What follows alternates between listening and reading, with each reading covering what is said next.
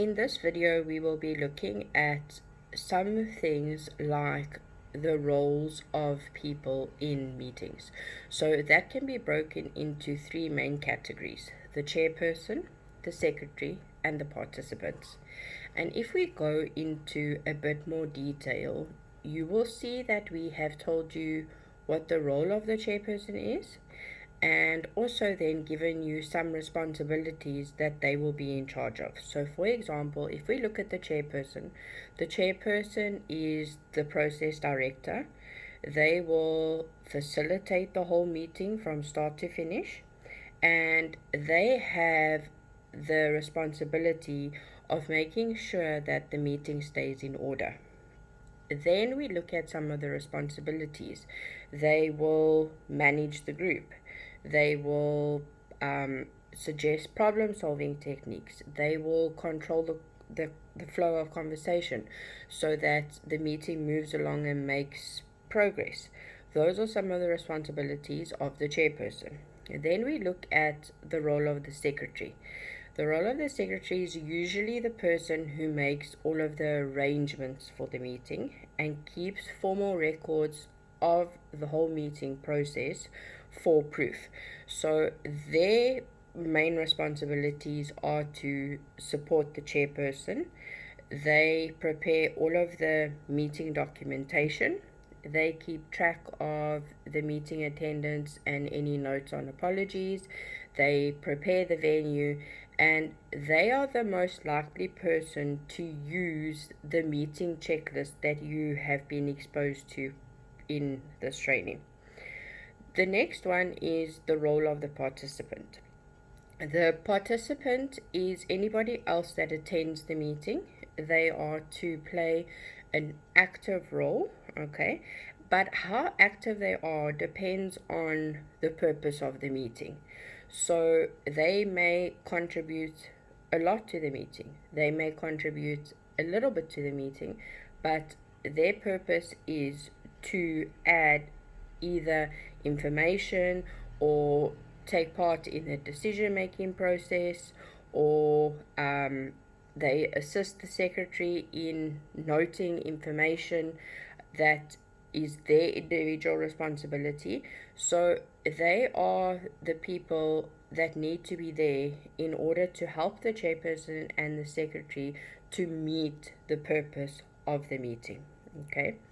Now, obviously, when you have a lot of people in a room together, you are going to deal with a difference of opinion.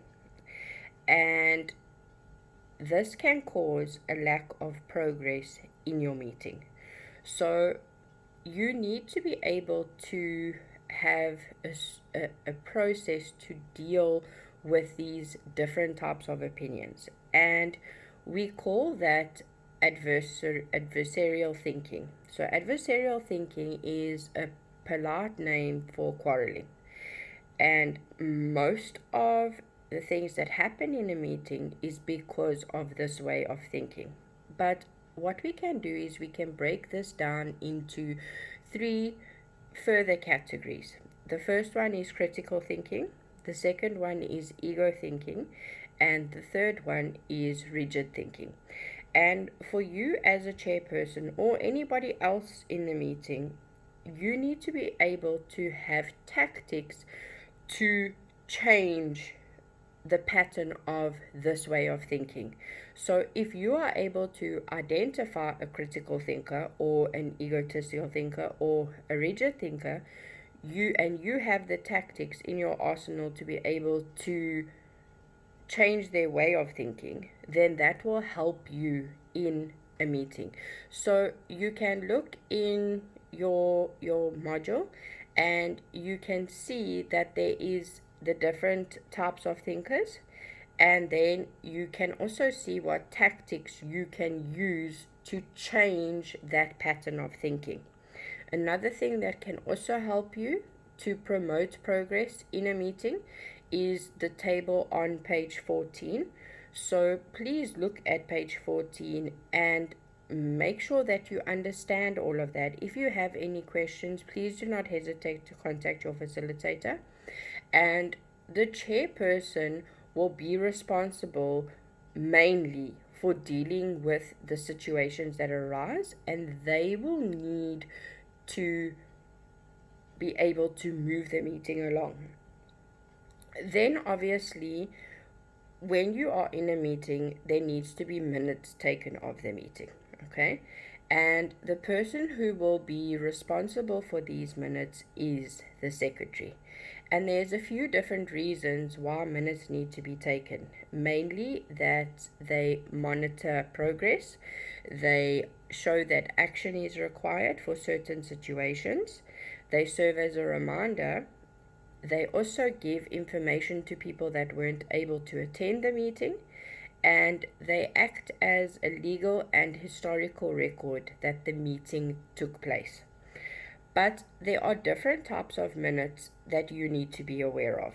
There is 4 types of minutes. The first one is verbatim, the second one is narrative, the third one is resolution or decision focused, and the last one is action. So please look at the meanings of each of these types of minutes to get an understanding of what needs to happen.